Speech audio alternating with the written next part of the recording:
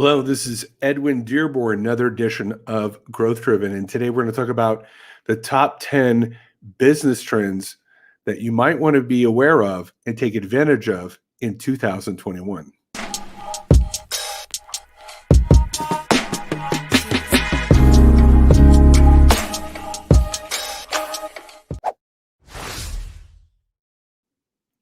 Hey, Edwin Dearborn here, another edition of Growth Driven, where we bring to you experts as well as insights and trends in business, marketing, branding, business development, all that great stuff that helps you create the business and wealth that you're searching for. Uh, you know, I do a lot of strategizing with various partnerships. I sit on the board of 4 different companies, and my main hat is to be the chief marketing officer, business development, social media. And so, in that quest to keep my skill sets sharp and relative to the time period in which I'm living, it requires a constant study of where's the business world going? What are the new technologies to leverage? Or how do I leverage even better the technologies that already exist? So in that quest, I do some research, and I wanted to share with you an article. I'm going to share my screen here of an article that I found here on Forbes magazine, and it's titled "The 10 Biggest Business Trends for 2021 Everyone Must Be Ready For." And I will be sharing the link to this article later on when this uploads as a permanent YouTube video, as well as the podcast, so that you can access the information. What I wanted to do was share with you, I found it very interesting how these trends were very much something that we were already embracing intuitively for the most part.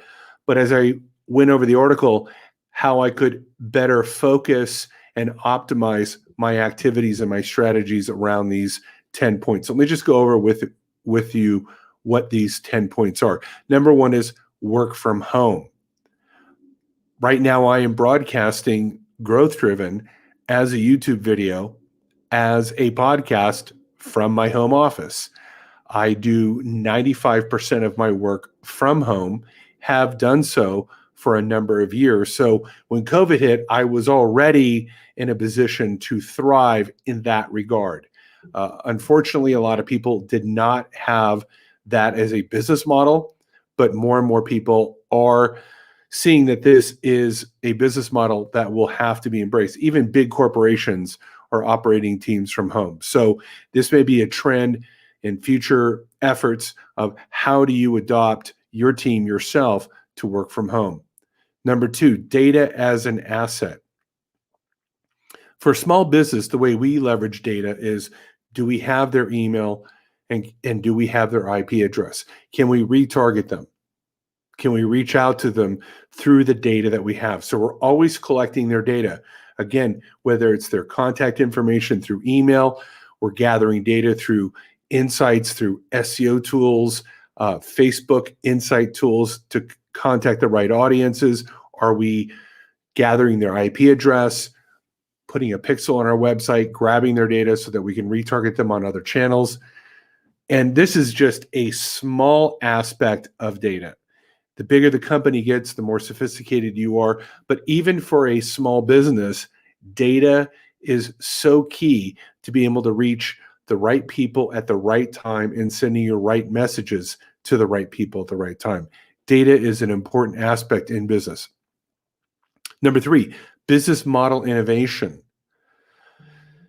Your business model has to match the technology that's available. So what we mean by a business model is it can be your overall business, or is it a specific part of your business? How do you develop business? You're going to have to transform how you organize, how you build teams, how you process information, how you bring on new customers. What are your sales funnels? That's part of your business model innovation that has to keep up with technology. Automation. One of the things that we've developed in automation is how we share content to our social media channels. I have a team of virtual assistants that are growing our presence on social media, and not only growing my presence, but the presence of the brands that I service. But then, okay, we've got their contacts. How do we create content? How do we distribute that content?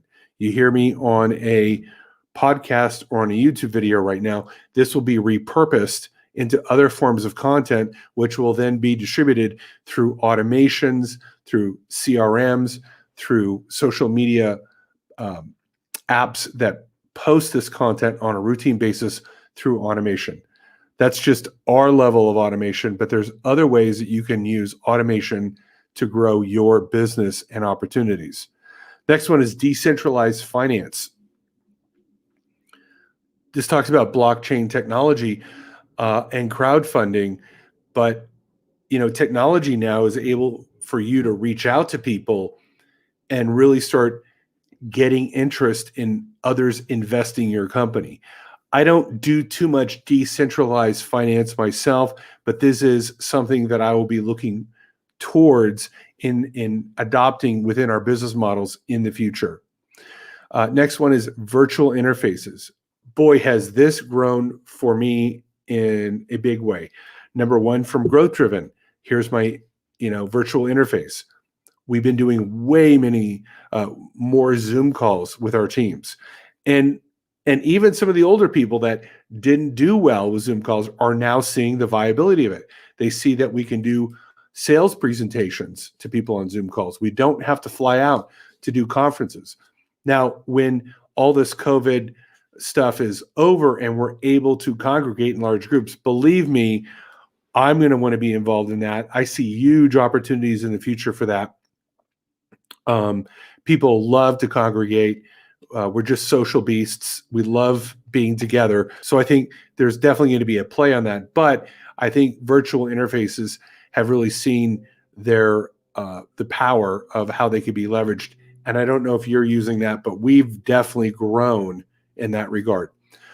Going global to local, not so much a strategy for me, but you're going to see international restrictions force businesses to grow locally. Like, I have friends in Ireland. There's been travel bans from America to Ireland. So Ireland's going to have to focus on growing within Ireland. How do we get that local economy going? It's also true of states that have had shutdown. People are moving. How do we create more of a local economy versus a global economy? Next point here is purposeful and meaningful. This for me is of significant importance for me. Really developing purposeful and meaningful connections, partnerships, and business models is really at the core of everything I do. To me, this is the core of strategy. Why are you in this business? Who do you want to serve? Why do you want to serve them? In what meaningful way will you change their lives?